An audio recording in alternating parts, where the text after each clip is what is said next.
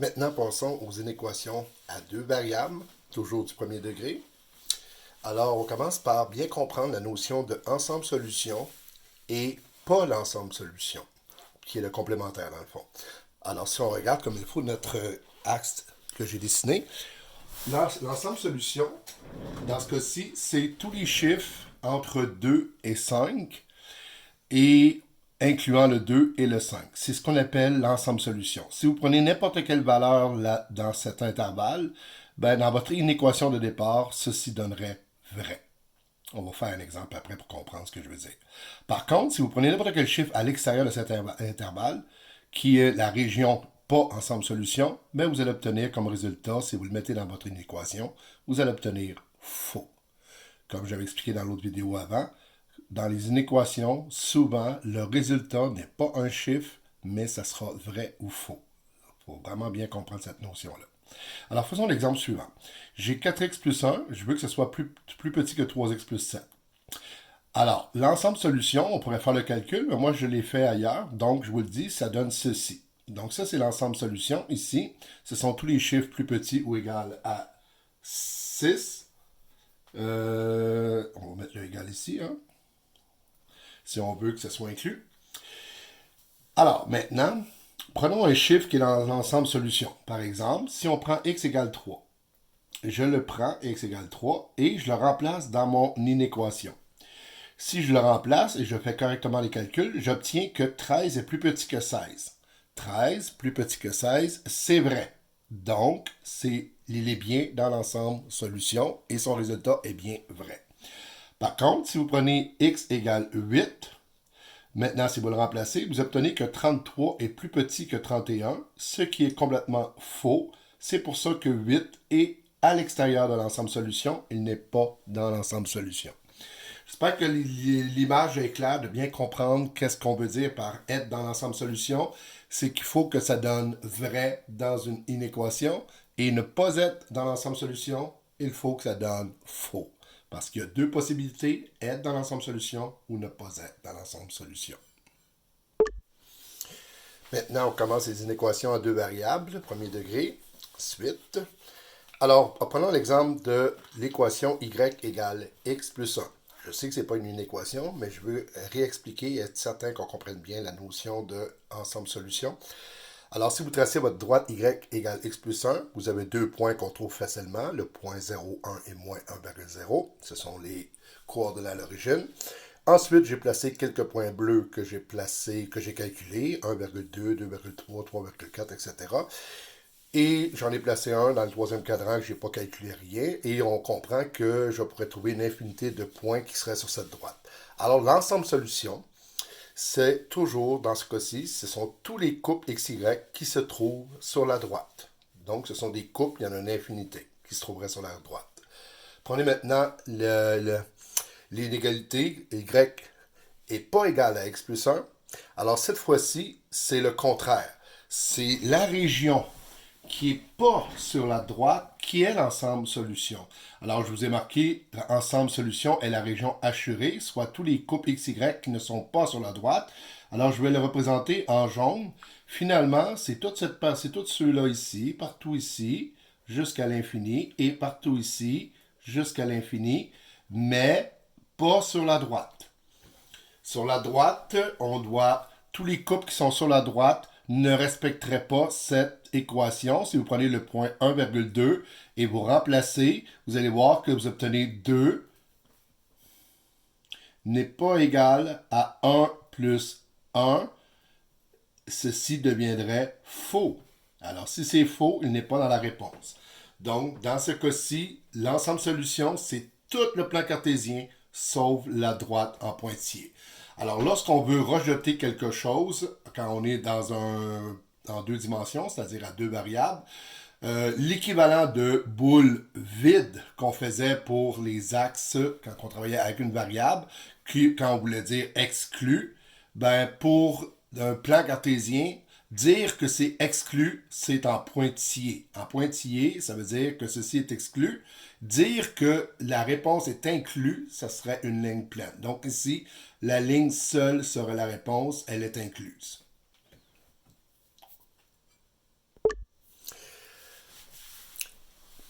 OK.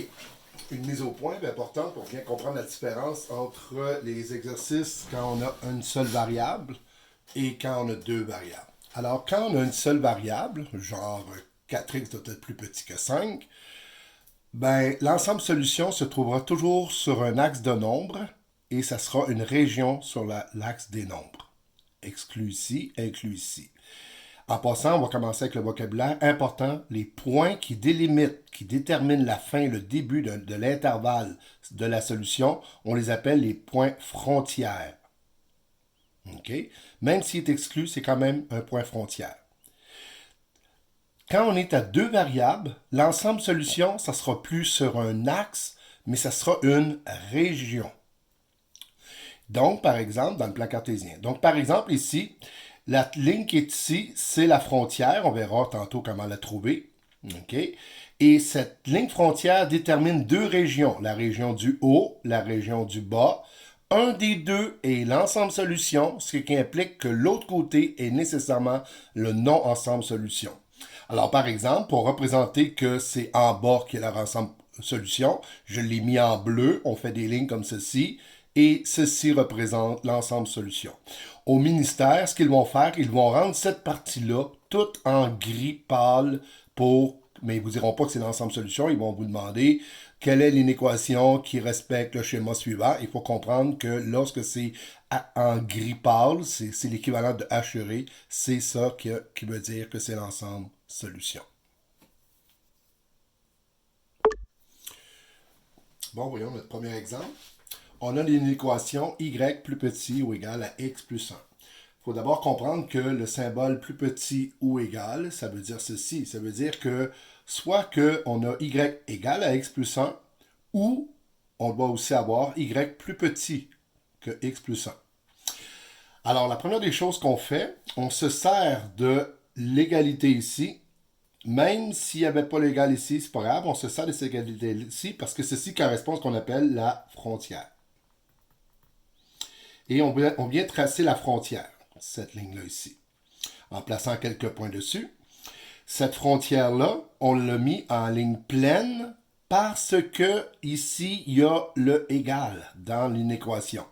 S'il y avait strictement plus petit, on aurait mis la ligne en pointillé, mais ça aurait été la même ligne.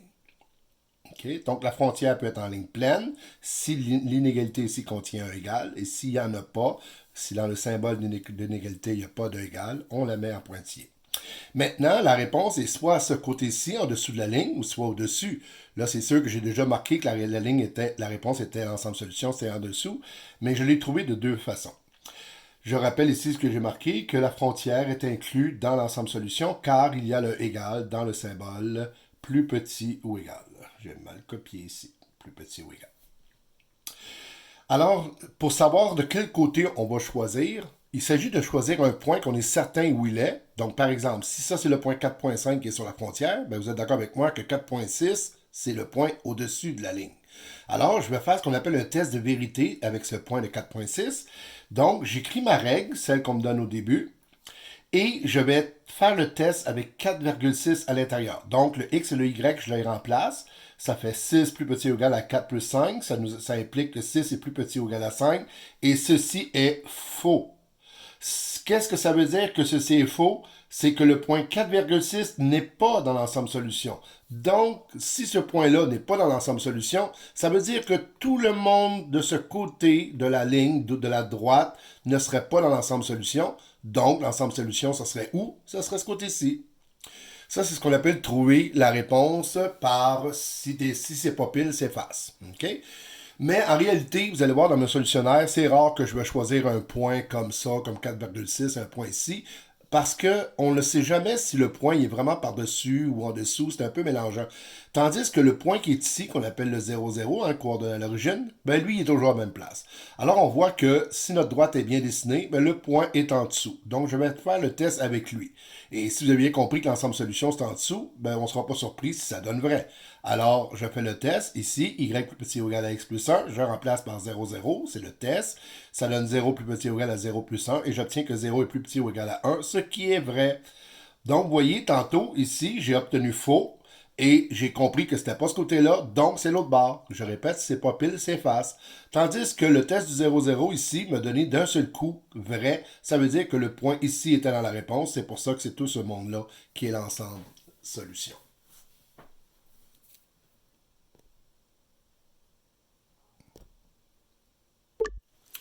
Un autre exemple. On a 3x moins 2y plus 8 plus grand ou égal à 0. Donc déjà en partant, à cause de ce plus grand ou égal à 0, puisqu'il contient le égal, la frontière, c'est-à-dire la droite qui est déterminée par ceci, appartiendra à l'ensemble solution. Donc, je fais un trait plein. Cette ligne-là, j'ai oublié de l'écrire, cette ligne-là, il faut écrire l'équation. Donc, c'est 3x moins 2y plus 8 est égal à 0. C'est ça la frontière. C'est l'équation de la frontière. C'est lorsqu'on remplace le plus grand ou égal par strictement égal, on obtient la frontière et elle est incluse à cause du égal. Ensuite, j'ai le point 0,0 qui est ici et je veux savoir s'il est du bon côté de la frontière. Est-ce qu'il est dans l'ensemble solution? D'après mon dessin, c'est oui. Sinon, ben, il aurait fallu, s'il n'avait pas été dans l'ensemble solution, il aurait été de l'autre bord. Faisons le test. Donc, on prend l'inéquation du début. Hein? On ne prend pas l'équation de la frontière parce qu'on ne teste pas sur la frontière ici. On teste dans l'ensemble solution. Donc, on prend notre inéquation du début et on fait le test avec 0, 0. Je remplace, j'obtiens que 8 est plus grand ou égal à 0, ce qui est absolument vrai. Donc, puisque ceci est vrai, le point 0, 0 est du côté de l'ensemble solution. Donc, tout le monde est dans l'ensemble solution en dessous. Bon, je fais un exemple facile ici, juste pour montrer une situation. Il arrive des fois que notre frontière passe par 0, 0. Et ceci cause le problème qu'on ne peut pas faire le test par de 0,0 puisqu'on ne pourra pas savoir de quel côté il va falloir assurer. Donc, dans ce cas-là, on en prend un autre qu'on connaît très bien. Par exemple, moi, je prends 1,0. C'est soit 0,0 ou 1,0. Pour moi, c'est suffisant. Alors, commençons par dire que la frontière va être inclue, puisque le égal, donc c'est un trait plein. Alors, y égale x, c'est une droite comme ceci. On écrit la formule au bout pour dire que c'est la frontière. Donc, toute cette frontière est inclue dans l'ensemble solution. Et là, il faut savoir si l'ensemble solution est en dessous ou sur le dessus. On fait le test avec 1,0 plutôt que 0,0. Et si on remplace, ça donne vrai. Donc, le point qui est ici fait partie de l'ensemble solution. Donc, tout le monde en dessous est dans l'ensemble solution. Alors, la prochaine vidéo, je vais me consacrer maintenant aux inéquations à deux variables, mais du deuxième degré. Et on sait que le deuxième degré, ça a rapport avec les fonctions quadratiques, les paraboles. C'est un peu le même principe. OK? Donc, pour cette vidéo, terminée pour les inéquations premier degré à une et deux variables.